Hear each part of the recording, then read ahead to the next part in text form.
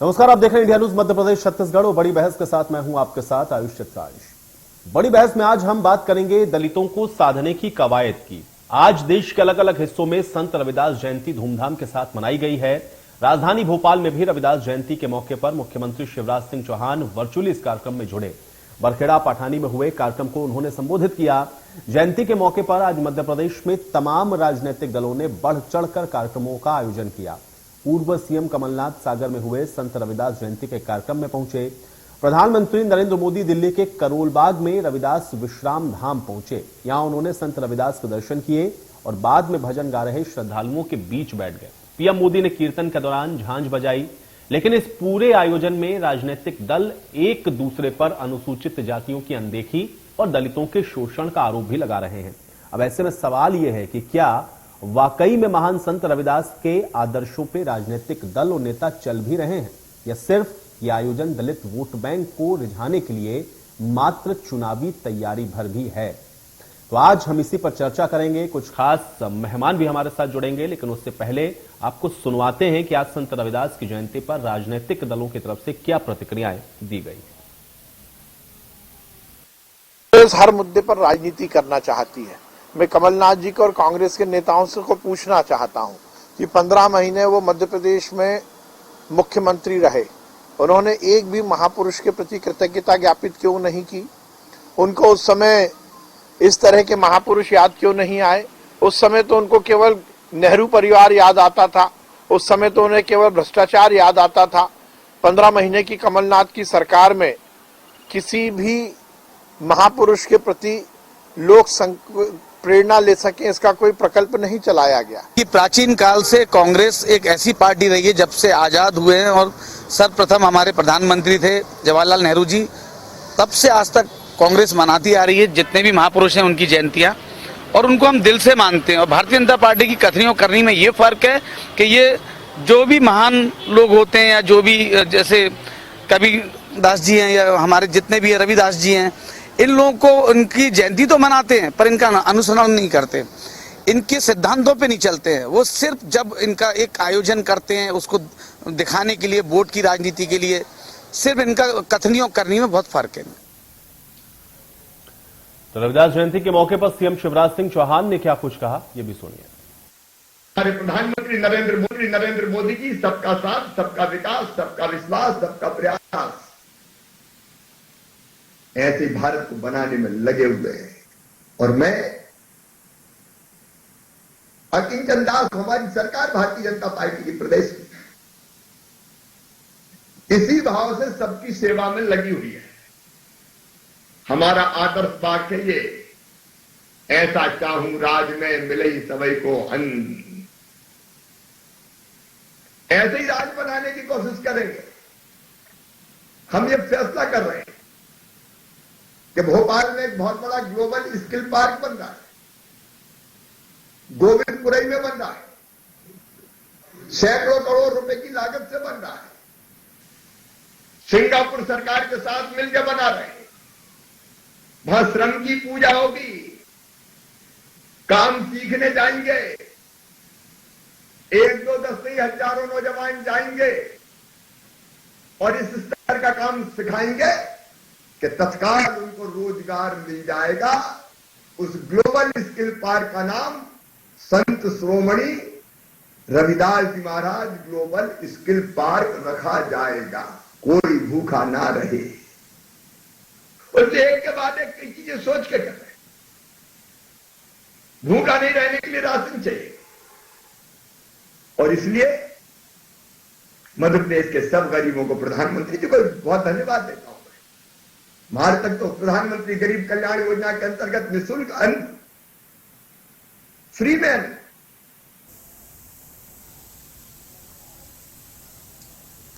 तो संत रविदास की जयंती को मनाया तो जा रहा है, लेकिन जयंती के साथ साथ जो हो रही राजनीति है, जो आरोप प्रत्यारोप हो रहे हैं, इसके मायने क्या समझे जाएं, आज इसी पर चर्चा करते हैं। दोनों मेहमान मेरे साथ जुड़ गए, उनका परिचय आपके साथ करवा देते हैं। राजपाल सिसोदिया जी हमारे साथ जुड़ रहे हैं, प्रवक्ता है भारतीय जनता पार्टी के। राजपाल सिसोदिया जी, स्वागत है आपका चर्चा में। और वियान खोंगल जी हमारे साथ जुड़े हैं, प्रवक्ता है कांग्रेस पार्टी के। वियान खोंगल जी, आपका भी स्वागत है। राजपाल जी, आपसे ही चर्चा की शुरुआत करूंगा, चूंकि अभी हम लोग लगातार देख रहे हैं, एक तो आरोप प्रत्यारोप खूब हो रहे हैं, लेकिन भारतीय जनता पार्टी के ऊपर आरोप यह है कि आप लोग भले ही इन महापुरुषों की जयंती को मनाते हो, लेकिन ये इवेंट ज्यादा नजर आता है। उनके द्वारा बताए गए जो मार्ग हैं या जो आदर्श हैं उस पर भारतीय जनता पार्टी चलती नहीं है। सही मायने में इन संतों का किसी ने मान सम्मान किया है तो वो सिर्फ कांग्रेस पार्टी है। ये कांग्रेस पार्टी का कहना है। आपका रिएक्शन चाहूंगा मैं इस पर।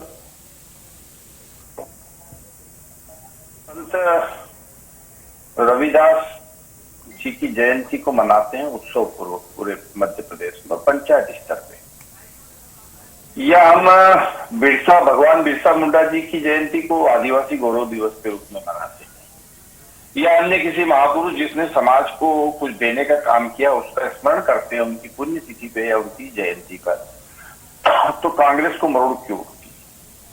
क्यों कांग्रेस को इसमें राजनीति नजर आती? तो उसके पीछे का अगर कारण है तो कारण सीधा सीधा सिर्फ यह है कि राहुल गांधी जी जिस स्कूल में पढ़ने के लिए गए उस स्कूल के सिलेबस में, उस किताब में संत शिरोमणि रविदास महाराज का पाठ नहीं था, वो दोहा नहीं था जो शिवराज जी ने अभी बोला कि ऐसा चाहूं राज में जहां सबन को मिले अन्न, छोटा बड़ा सम बसे रहे रविदास। तो उन्होंने एक शासन व्यवस्था के बारे में चित्रण करा है अपने दोहे के अंदर। और ऐसी शासन व्यवस्था अगर हम देने का काम कर रहे हैं देश में और प्रदेश में, और उनको प्रेरणा स्वरूप मानकर और ऐसी शासन व्यवस्था देने का अगर काम कर रहे हैं और उनकी जब जयंती आती है तो उसको उत्सव पूर्वक हम अगर मनाते हैं, उत्साह से लोग जुड़ते हैं, तो कांग्रेस को यह बात का मलाल होता है कि जब वो सत्ता में थे तो वो ये क्यों नहीं कर पाए।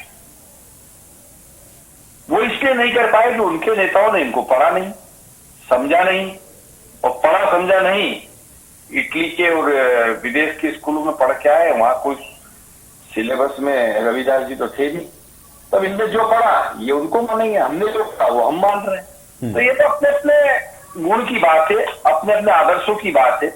हमारे आदर्श निश्चित तौर पर रविदास जी है, उनके बताए हुए मार्ग है, उन मार्ग पर हम चलने का प्रयास कर रहे हैं।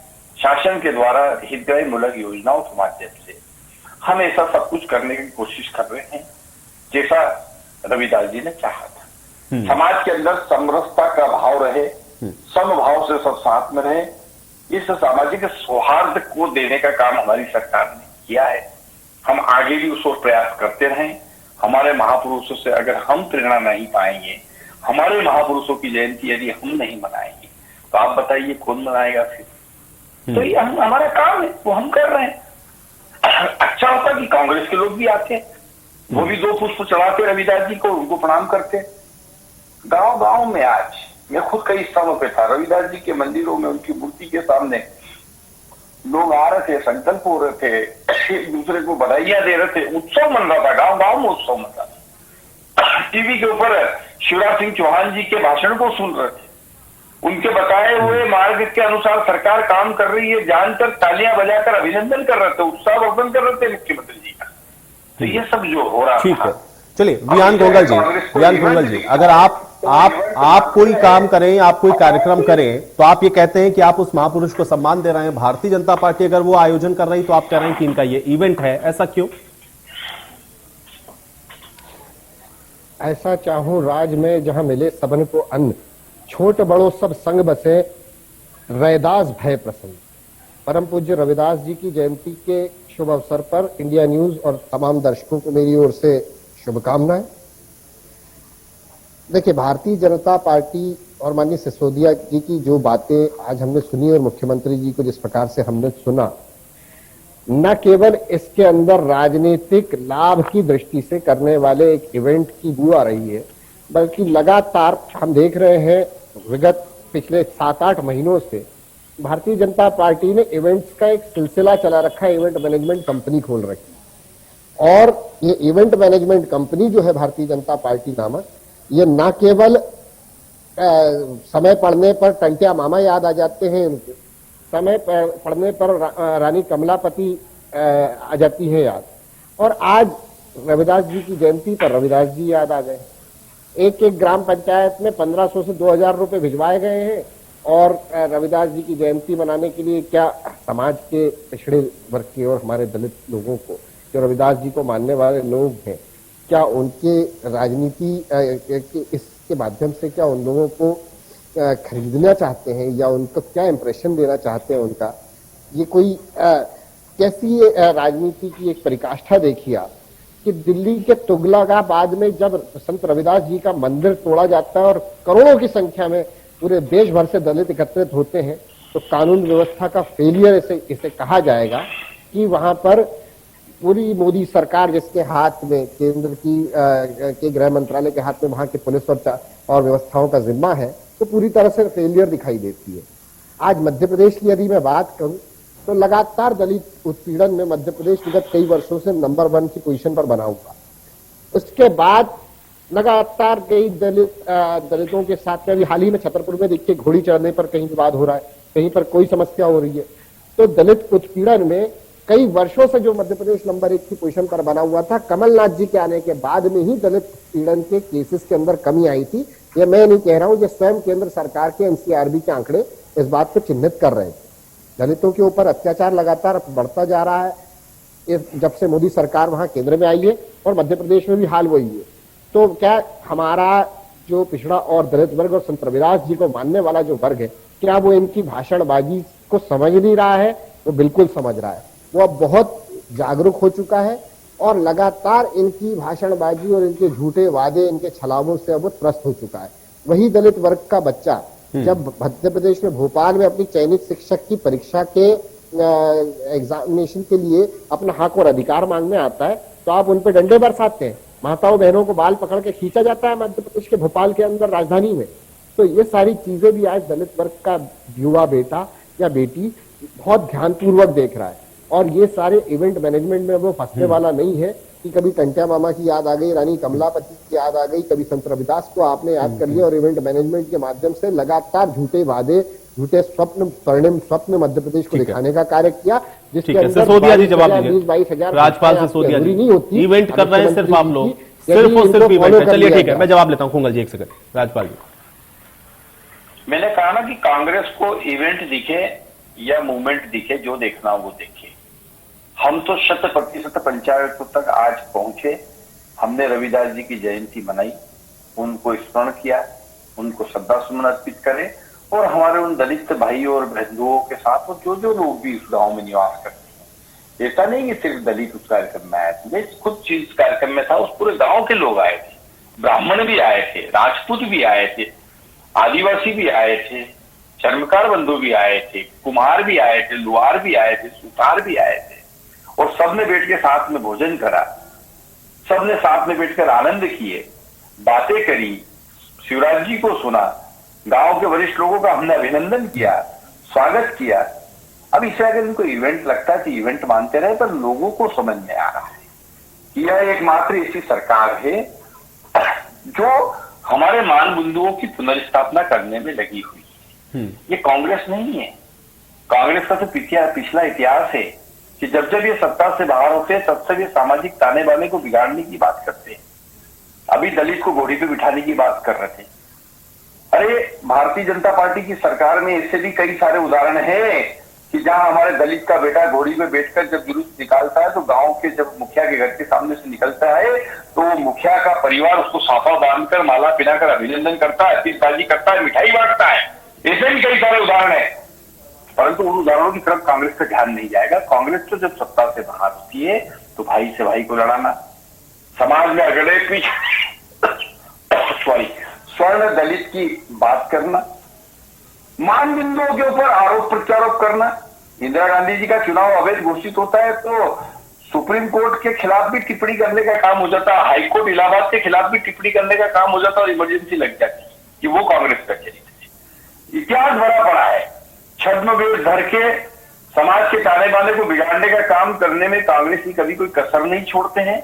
उस ताने बाने को सुधारने का काम, उस सामाजिक समरसता को स्थापित करने का काम अगर शिवराज सिंह चौहान जैसा व्यक्तित्व तो सरकार में होने के बाद संवेदनशीलता के साथ मध्य प्रदेश की धरती पे कर रहे हैं तो जनता उनको साधुवाद दे रही है, जनता उनको अप्रिशिएट कर रही है, भारतीय जनता पार्टी उनको धन्यवाद कर रही है। अब कांग्रेस उसे इवेंट मानती रहे, हमारी सेहत पे कोई फर्क नहीं पड़ने वाला। अगर वो इवेंट मानती है तो हाँ, आज का यह जो कार्यक्रम था जिसे कांग्रेस इवेंट मानती है वह भी 100% अपने उद्देश्य को लेकर पूरा हुआ। जिन लोगों के बीच में जाकर बैठकर हमको बात करना थी, जिन पंचायतों में हमको जाना था, वहां हम गए। हमने सफलता से हमारी बात कहने का काम किया। सफलतापूर्वक हमने हमारे संत शिरोमणि जी के बताए हुए मार्ग पर चल रहे हैं। क्या क्या हमने किया है, क्या हम करने वाले हैं, ये बता के हमने समाज का भरोसा जीतने का आज काम किया है और ये हम करते रहेंगे। क्यों? क्योंकि हम जिस विद्यालय में पढ़ने गए, जिस विचारधारा को लेकर काम कर रहे हैं, वहां पर संत शिरोमणि रविदास जी महाराज का पाठ है। चलिए, यहाँ विचारधारा की बात आपने अभी दोबारा दोहराई वियान खोंगल जी, क्योंकि आप लोगों की विचारधारा ही नहीं है, क्योंकि आपके जो शीर्ष नेतृत्व है उनको लेकर के भी टिप्पणी अभी राजपाल जी कह रहे थे कि वो तो जैसे स्कूल में पढ़े वहां तो उनको पढ़ाया भी नहीं गया होगा संत रविदास के बारे में, इसलिए कांग्रेस के तो कल्चर में ही नहीं है वो। कृपया मुझे बताएं कि राहुल गांधी किस स्कूल में पढ़े। माननीय विधायक जी से मेरा प्रश्न है कि क्या वो बता सकते हैं कि राहुल गांधी किस स्कूल में पढ़े। सिसोदिया जी जवाब दीजिए। जिस स्कूल में पढ़े हैं वहां संत रविदास का पाठ नहीं था। हम सरस्वती शिशु मंदिर में बिल्कुल, पढ़े हैं, वहां रविदास जी देखिए, का पाठ था। स्कूल का नाम पूछ रहे हो। आदरणीय माननीय विधायक जी, जब आपको यही नहीं पता कि राहुल गांधी जी किस स्कूल में पढ़े हैं, तो मैं आप हमारे सीनियर लीडर हैं मध्य प्रदेश के, मैं आपसे आदरपूर्वक ये कहना चाहता हूं कि संत शिरोमणि परम पूज्य रविदास जी कहते हैं कि मन चंगा तो कठौती में गंगा। जब आपके विचार, आचार विचार सब चीजें पवित्र होंगी तो आपको बहुत कुछ जानने और बहुत कुछ परखने की आवश्यकता नहीं है। अपने आप सारी जो है इस अपने आप विचारों की शुद्धि और अपने आप आपके पास सब चीजें आ जाएंगी, है ना। आध्यात्मिक शक्ति और ऊर्जा आपको अपने आप मिल जाएगी। तो देखिए, झूठ बोलने से कार्य नहीं चलेगा। मेरा ये मानना है कि जब देश के अंदर लगातार दलितों के उत्पीड़न की घटनाएं सामने आती रही, प्रदेश के अंदर प्रदेश नंबर 1 की पोजीशन पर बना रहा है, एनसीआरबी के तमाम आंकड़े ये गवाही देते रहे इस मध्य प्रदेश के अंदर कि यहां पर दलितों और आदिवासी भाइयों के साथ में ऐसा अत्याचार हो रहा है। आदिवासी और दलित भाइयों की 7,335 बेटियां गायब है, ये एनसीआरबी के आंकड़ों में आया था, और वो भी 7,335 वे बेटियां जो नाबालिग हैं। वैसे तो इनकी संख्या 30,000 के आसपास है। तो दलित और आदिवासी समाज की जब बच्चियों की सुरक्षा की बात आती है, जब उस समाज को प्रोटेक्शन देने की बात आती है, तो आप सभी मोर्चों पर विफल दिखाई देते हैं, ठीक है। और जब बात आती है बड़े बड़े उत्सव और इवेंट मैनेजमेंट की, तो उसमें आप फ्रंट फुट पर दिखाई देते हैं। तो यही हमारी आपसे विनती है कि कहीं ना कहीं आपको वो रिस्पॉन्सिबिलिटी लेनी पड़ेगी। वे सारे कलंक, चाहे गरीब कुपोषण की बात करें, हम उसमें नंबर 1 क्यों है? कुपोषण आखिर किस समाज में सबसे ज्यादा होता है? वे भी हमारे वंचित और शोषित वर्ग के समाजों में सबसे ज्यादा हो रहा है। जिस वर्ग की आज हम बात कर रहे हैं, कुपोषण की बात करें, महिला अत्याचार की बात करें, नाबालिग बच्चियों पर होने वाले अत्याचार की बात करें, दलित और आदिवासियों के साथ जो एट्रोसिटीज में हम नंबर 1 की पोजीशन पर हम उसकी बात करें, ये सारे मानकों पर जब हम विफल दिखाई देते हैं, तब आपकी कथनी और करनी में अंतर दिखाई देता है। और संत शिरोमणि जैसे जो महापुरुषों ने जो शिक्षा दी है, जिस शिक्षा के आधार पर इस देश का संविधान बनकर तैयार हुआ और आज हम उस संविधान का अनुसरण कर रहे हैं, वो कहीं ना कहीं आप वहां पर विफल दिखाई देते हैं। यदि संविधान को निभाने में या संविधान की स्थापना करने में या उसके मुताबिक देश को चलाने में कांग्रेस विफल रही होती, तो आज एक गरीब चाय वाले का बच्चा इस देश का प्रधानमंत्री नहीं बना होता। इसलिए देश में संविधान को संरक्षित करने का, संविधान के मूल्यों को के आधार पर सत्ता को चलाने का कार्य यदि चलिए वियान खोंगल जी, आपने कम से कम ये मान तो लिया, वरना तो कांग्रेस के प्रवक्ता ये भी नकारते हैं। खैर, आपने मान लिया कि गरीब चाय वाले का बच्चा देश का प्रधानमंत्री बन सकता है। जवाब दीजिए। भाई, कांग्रेस के कारण सिसोदिया जी, मेरा सवाल सिसोदिया जी। नहीं, ठीक है, बहुत अच्छी बात है। मैंने इसीलिए अप्रिशिएट किया कि चलिए कम से कम आपने चर्चा के अंदर स्वीकार किया, और ये मैं पहली बार सुन रहा हूं कि कोई कांग्रेस का प्रवक्ता इस चीज को कम से कम एक्सेप्ट तो कर रहा है। राजपाल जी, इवेंट तो कर रहे हैं, चलिए ठीक है, ये इवेंट कांग्रेस भले ही इसको मानती हो, लेकिन आपसे जो सवाल पूछ रहे हैं खोंगल जी, ये भी बहुत महत्वपूर्ण है। क्योंकि अगर आप ये कह रहे हैं कि हम इवेंट अगर इनको लगता है तो उनको लगने दें, लेकिन क्या वाकई में जो बात आप कह रहे हैं इन शोषित वंचित पिछड़ों के लिए कोई कॉन्क्रीट काम आप लोगों ने किया है जिसको आप कह सकें कि नहीं हमने इनसे बेहतर किया? ये तो इवेंट भी नहीं करते हैं। प्रधानमंत्री आवास के तहत हमने उनको पक्के मकान देने का काम किया। हमारा वो गरीब बंधु जिसकी 12 मासिक में जो है तिरपाल ढकी होती थी, घास फूस की टपरियां होती थी, और पूरे बरसात चौमासा जो है उसके पानी टपकता था, वो कभी कल्पना नहीं कर सकता था उसका घर आरसीसी की पक्की छत का होगा। हमने प्रधानमंत्री आवास के अंतर्गत देने का काम किया और अब सीएम साहब ने आज ये घोषणा करी है कि अब एसटी वर्ग के सभी गरीब परिवारों को पक्का मकान देने की घोषणा हो गई है। मतलब सबको मिलेंगे, अभी तक चयनित लोगों को मिल रहा था, अब सबको मिलने का काम होगा। उच्च शिक्षा के लिए एसटी वर्ग के बच्चों की पूरी फीस सरकार भर रही है, ये भी एक बड़ी बात है। एसटी वर्ग की संस्थाओं को स्कूल खोलने के लिए जमीन और आर्थिक सहायता देने का एक आज इवेंट होने का, घोषणा होने का काम हुआ है आज के इस दिन के। मैं संत रविदास जी के नाम पर कहना चाहता हूं कि जो भोपाल में ग्लोबल स्किल पार्क बन रहा है उसका नाम रविदास जी के नाम पर होगा। वहीं दूसरी तरफ अगर आप दिल्ली की बात करें तो दिल्ली में भी आज रविदास जी की जयंती में प्रधानमंत्री मोदी जी शामिल हुए। चलिए सिसोदिया जी, अब मेरे पास समय की थोड़ी कमी है, बहुत शुक्रिया आप दोनों लोगों का समय निकालने के लिए, आज इस चर्चा का हिस्सा बनने के लिए। हालांकि संत रविदास की जयंती पर हो रही राजनीति रुकेगी कहां जाकर के, ये सवाल बहुत महत्वपूर्ण है। लेकिन हाँ, जिन महापुरुषों की जयंती मना रहे हैं अगर उनके आदर्शों का भी अनुसरण करें या पॉलिटिकल पार्टियां, तो शायद ज्यादा बेहतर होगा। आज बड़ी बहस में मेरे साथ फिलहाल इतना है।